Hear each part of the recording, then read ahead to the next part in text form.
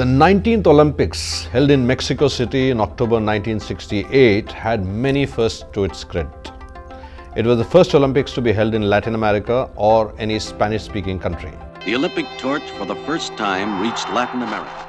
It was also the first instance when electronic timekeeping was used for all the events and the first to telecast them in color.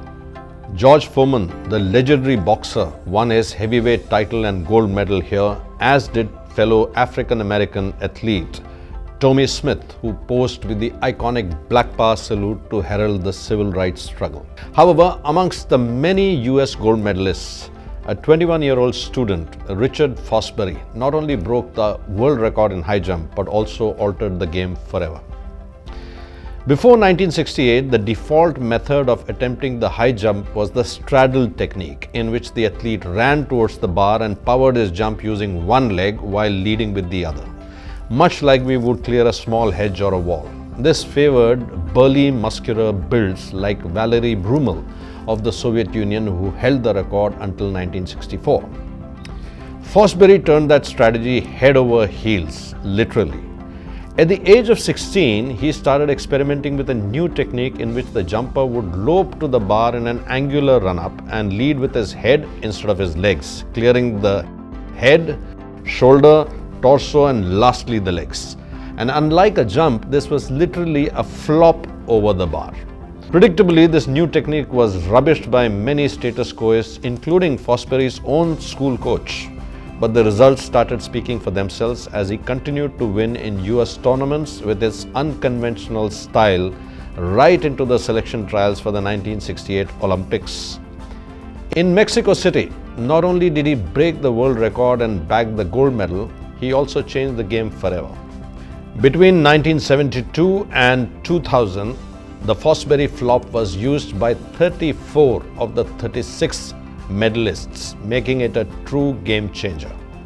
But the real genius of this technique was not his focus on how to cross the bar, but in observing what changes were taking place in the landing surface. By the early 1960s, colleges and stadiums had started replacing the traditional landing pits of sand and sawdust with rubber foam mattresses. This let unconventional athletes try radically different approaches to crossing the bar because a foam landing surface was far more forgiving than a sandpit. While the seasoned athletes were training hard to cross the bar, an amateur picked up the weak signal of change and made the most of it. The world of business too is replete with examples of weak signals being picked up by contrarian entrepreneurs that giant conglomerates with multi-million-dollar budgets for market research and development completely missed. Whether it was an upstart in the US who claimed that he could sell books online, or an Indian entrepreneur who discovered that it was consumer cash flow that kept shampoo from going mainstream and then drove mass adoption with a 1 rupee sachet.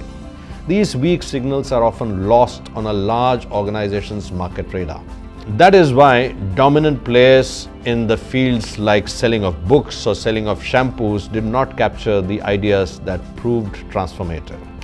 Latent demand or an early trend show up as weak signals that are missed too often by big companies. It's not that they don't realize that they have blind spots. Unfortunately, in most cases, two issues cloud their early warning radar.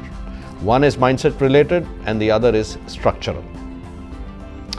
The mindset problem is relatively easy to understand, if not to fix. Most research begins with a hypothesis based on anecdotal data or some insightful observation, usually by a self-styled futurist of the organization, which then the research team tries to validate post facto. This typically results in situating an appreciation rather than appreciating the situation. The problem is further compounded when existing dogmas are challenged by weak signals. It's not that Barnes & Noble didn't see what Amazon was doing or established car makers did not see Tesla exploding old tenets of car manufacturing. But status quo smothered those signals when they were weak because they threatened them and also because they could smother them. The second issue is structural. Prescient diviners of weak signals and advocates of radical solutions will by definition have initial failures, and despite lip service, failures are seldom rewarded in corporates. This creates a culture where even courageous, talented leaders tend to gravitate towards the safe path of bureaucracy rather than the risky path of entrepreneurship. After all, who wants to be the one being humiliated in a review for the failure of an audacious plan implemented on ground instead of the one nitpicking on why the plan won't work from behind a desk? The hypocrisy of extolling courageous failures in monthly town hall speeches but punishing them in annual appraisals is a key structural reason for businesses missing major opportunities and threats. The beauty of the Fosbury flop is that it originated not from an athlete production factories of the Soviet Union or the United States, but from a 21-year-old amateur who thought differently. Someone who literally put his head in the game and paid the price for failures. Fosbury injured his vertebrae while developing this technique, but still persevered until he broke both the record and the dogma. Currently in his late 70s, Fosbury lives to see his legacy every time a high jump record is broken. And I think there is a wider lesson in it for all of us.